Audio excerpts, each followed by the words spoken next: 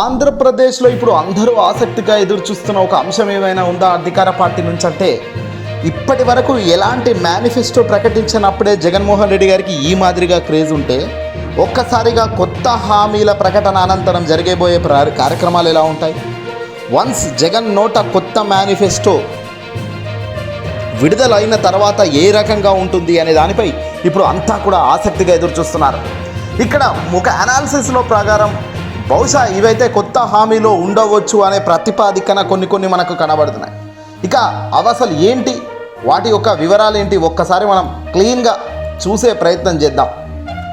ప్రస్తుతం ఆంధ్రప్రదేశ్ సంబంధించిన వైసీపీకి సంబంధించి ప్రభుత్వం జగన్మోహన్ రెడ్డి గారి సారథ్యంలో కొత్తగా మేనిఫెస్టో రూపొందిస్తే ఎలా ఉంటుంది అనే అంచనాలో ఇప్పుడు భాగంగా ప్రస్తుతం ఉన్న పథకాలు రైతు భరోసా, ఆరోగ్యశ్రీ, అమ్మఒడి, చేయూత, పింఛన్లు, ఫీజు రీఎంబర్స్మెంట్, పేదలకు సొంత ఇంటి కళ, ఇవన్నీ కూడా మనకు తెలిసిందే. అయితే ప్రస్తుతం రైతు భరోసాకు ప్రస్తుత పథకం కింద 15,000 రూపాయలు ఇస్తున్నారు సంవత్సరానికి. ఇక దీన్ని దాదాపుగా పెంచితే 25,000కు పెంచేదాకా ఆస్కారం కనబడుతుంది. ఆరోగ్యశ్రీ ప్రస్తుతమే 25 లక్షల దాకా ఆల్రెడీ పెంచేశారు. అంటే ఇది 2024 మేనిఫెస్టోలో బహుశా ఉండాల్సిన అంశమే. ఎందుకంటే 5 లక్షలకున్న ఆరోగ్యశ్రీ పూర్తిగా 25 లక్షలకు పెంచేశారు. అది కూడా ఎన్నికల కంటే ముందే, అది కూడా 2024 కంటే ముందే జగన్మోహన్ రెడ్డి గారి నిర్ణయం తీసుకోవడం కూడా జరిగింది. అమ్మఒడి ప్రస్తుతం ఒక పిల్లాడు కానీ వాళ్ళ కూతురు కానీ కొడుకు కానీ విద్యార్థి చదువు కోసం స్కూల్కి కనుక వెళ్తే కనుక ప్రభుత్వం తోడుగా అమ్మఒడి అనే పథకం కింద 15,000 తల్లి ఖాతాలో వేయడం జరుగుతుంది. దీన్ని ఏకంగా 5,000 పెంచి 20,000 ఇచ్చేదానికి బహుశా కొత్త మేనిఫెస్టో ఉండే ఆస్కారం కనబడుతుంది. ఇక చేయూత 18,500 నుంచి 20,000కు పెంచే ఆస్కారం ఉన్నట్టుగా కనబడుతుంది. పెన్షన్లు ప్రస్తుతం 500 పెంచుకుంటూ వచ్చి లాస్ట్కు 5 ఏళ్లలో 3,000 రూపాయల పెన్షన్ ప్రస్తుతం అందుతున్న తరుణంలో ఏకంగా 1,000 రూపాయలు పెంచి 4,000కు పెన్షన్ను పెంచే దిశగా కొత్త మేనిఫెస్టో ఉంటుందా అనే అంచనాల్లో మనకు అర్థమవుతుంది. ఇక ప్రస్తుతం ఫీజు రియంబర్స్మెంట్ విషయానికి వస్తే 20,000 నుంచి 25,000కు, పేదలకు ఇల్లు 15 లక్షల ఇళ్లకు నుంచి 20 లక్షల ఇల్లులు ఇప్పుడు ఇచ్చే ఆస్కారం కూడా కనబడుతుంది. దీంతోపాటు 2 లక్షల రైతు రుణమాఫీ, ఇది అతిపెద్ద ఒక హామీ అనే చెప్పాలి. గతంలో చంద్రబాబు నాయుడు లాంటి వ్యక్తులు మోసం చేసింది ఇలాంటి పథకం చెప్పే.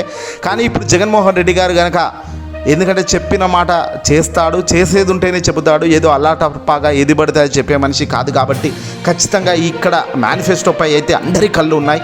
ప్రత్యర్థులు కూడా 1000 కళ్ళల్లో ఒత్తులేసుకొని చూస్తున్నారు.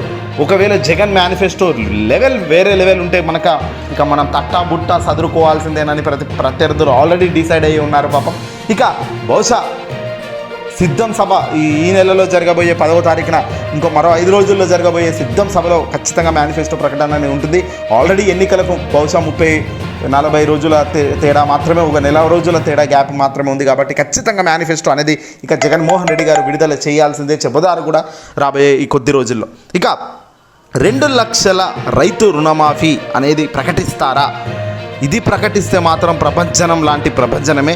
ఆల్రెడీ అసలు కొత్త మేనిఫెస్టో ప్రకటించక ముడిపే, అంటే ఎలాంటి ప్రకటన చెయ్యక ముందే జగన్మోహన్ రెడ్డి గారికి ఏ సర్వే చూసినా వాళ్ళు గెలుస్తారా పక్క అంటూ కుండబద్దలు కొడుతున్నారు. ఎందుకంటే అంత క్రెడిబిలిటీ ఎందుకు ఉంది, అంత ప్రజానికం ఎందుకు నమ్ముతున్నారు జగన్ అంటే ఒకటి ఇక్కడ గతంలో చెప్పిన మాట ఏది తూచా తప్పకుండా 99% మేనిఫెస్టో అమలు చేయడమే కాదు, ఆ మేనిఫెస్టో ఏదైతే ఎన్నికలకు ముందు చూపించాడో అదే ఎన్నికల తర్వాత కూడా గెలిచిన తర్వాత 5 ఏళ్ళు పూర్తవుతున్న తరుణంలో అదే కాగితాలు పట్టుకొని ఇంటింటికి వచ్చి టిక్కులు పెట్టుకోవడం, this is what something is miracle అని చెప్పాలి, this is what something unique అని చెప్పాలి, this is what a CM కూడా చరిత్రలో కానీ విని ఎరగని స్థాయిలో, ఏ సీఎం కూడా ఏ రాష్ట్రంలో కూడా ఒక మేనిఫెస్టో ఇస్తే ఆ మేనిఫెస్టోని మరిపించే మాదిరిగానే వాళ్ళ రాజకీయాలు ఉంటాయి తప్ప, ఆ మేనిఫెస్టోనే నాకు జీవనం, ఆ పార్టీకి నాకు ప్రభుత్వానికి ఒక గుండెకాయే నా మేనిఫెస్టో అన్నట్టుగా దాన్ని జగన్మోహన్ రెడ్డి గారు ఇచ్చిన రెస్పెక్ట్, ఆ రెస్పెక్ట్కు ప్రజానికం కూడా ఫిదా అయింది.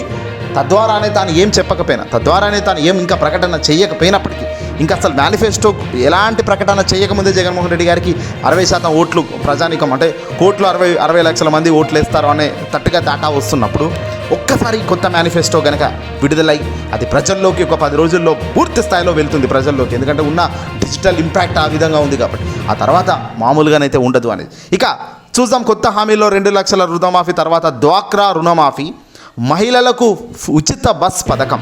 ఇది ఆల్రెడీ తెలంగాణ రాష్ట్రంలో కాంగ్రెస్ ప్రభుత్వం ఇంప్లిమెంట్ చేస్తున్న పథకం. కాకపోతే దీంట్లో ఉన్న ఎర్రర్స్ ఉన్నాయి కాబట్టి ఈ ఎర్రర్స్ను దృష్టిలో ఉంచుకొని ముఖ్యమంత్రి జగన్మోహన్ రెడ్డి గారు దీంట్లో ఏమైనా చేంజెస్ చేస్తారా?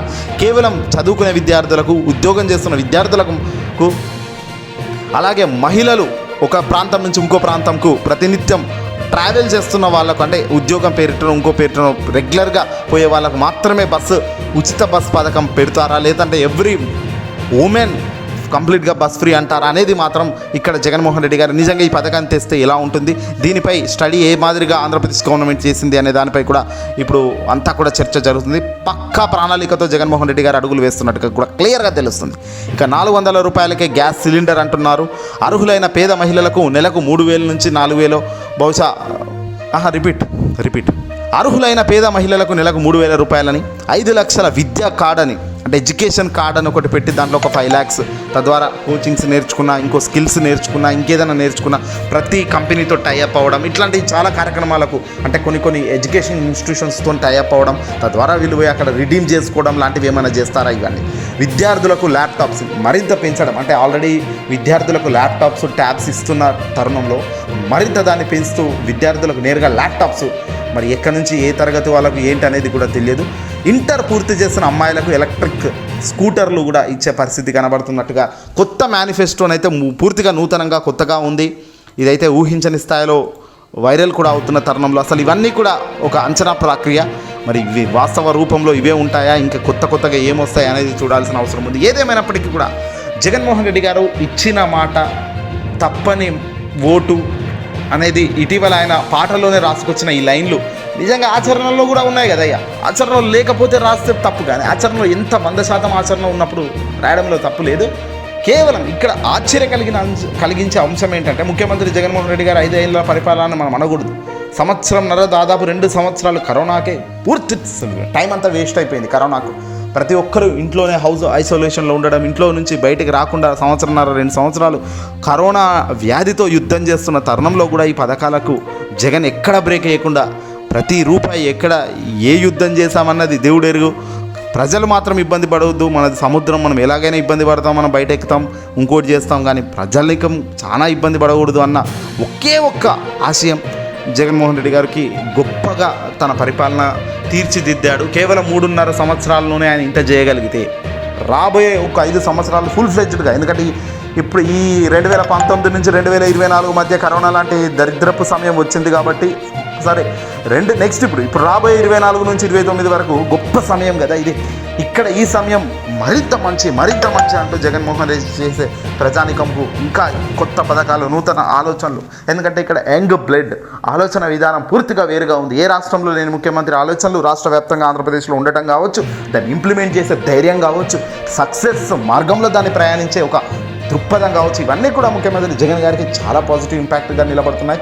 ప్రజలకు ఎంత మంచి జరిగిందన్నదే పాయింట్, మిగతాది నో పాయింట్ అంటూ జగన్ వేస్తున్న ప్రతి అడుగు ఈరోజు విజయ జెండాను బలంగా ఊపుతూ వెళ్తూ ఉంది. ఇక 5 ఏళ్లలో చూసిన 3 రెట్లు పెరిగిందట పెట్టుబడుల శాతం కూడా. పెట్టుబడులు రావు పోవు అని ఒరిన ప్రత్యర్థులకు నిజంగా మైండ్ బ్లాక్. కరోనా కష్టకాలంలోనూ గణనీయంగా పెరిగిన పారిశ్రామిక అభివృద్ధి. రాష్ట్రానికి వచ్చిన పెట్టుబడులు 1,103 కోట్లట. గతానికి 2014 నుంచి 2018 వరకు చూసుకుంటే 32,803 కోట్లే వస్తాయి. కేవలం 2019 నుంచి 2023లో 1,00,000 కోట్లు దాటేసింది. ఇంకా ఆశ్చర్యం ఏంటంటే 2022లో ఒక సంవత్సరంలో దాదాపు 42,000 కోట్ల పెట్టుబడులు రావడం ఇక్కడ ఒక గమనార్హం. ఏదైనా మనిషిలో మార్గం ఉంటే ఆచరణలో ఆయుధం లాగానే పనిచేస్తాయి అంటారు. ఇప్పుడు అదే జరుగుతుంది ఏపీ వ్యాప్తంగా. ఈ వీడియోని అసలు లైక్ కొట్టి షేర్ చేయండి.